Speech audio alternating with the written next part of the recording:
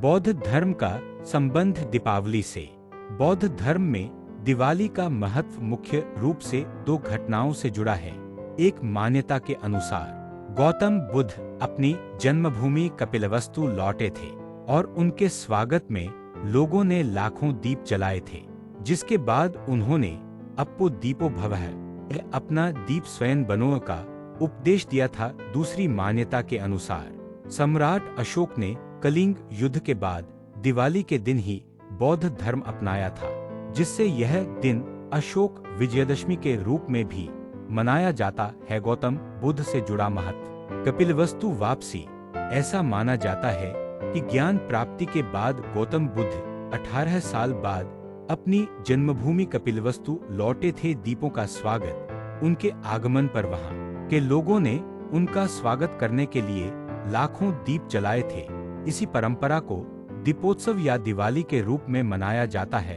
अप्पो दीपो भवः उपदेश। बुद्ध ने इस अवसर पर अपने शिष्यों को अप्पो दीपो भवः का उपदेश दिया, जिसका अर्थ है कि मनुष्य को अपना प्रकाश स्वयं बनना चाहिए। इसके बाद से उनकी याद में दिवाली मनाई जाती है। सम्राट अशोक से जुड़ा महत्व। बौद्ध धर्म का अंगीकरण।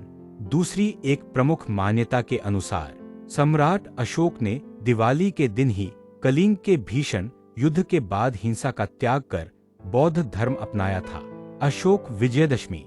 इस घटना के कारण कुछ बौद्ध अनुयायी दिवाली को अशोक विजयदशमी के रूप में मनाते हैं। बौद्ध धर्म का प्रचार। अशोक ने ही अपने शासनकाल में बौद्ध धर्म का प्रचार प्रसार किया था और इसी के महत्व के तौर पर बौद्ध अनुयायी दिवाली मनाते हैं। अन्य पहलू। दीप दानोत्सव।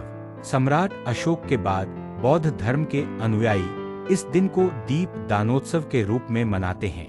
बुद्ध वंदना और दान। इस दिन बुद्ध वंदना की जाती है, भिक्षुओं को दान दिया जाता है और घरों को दीपकों से सजाया जाता है।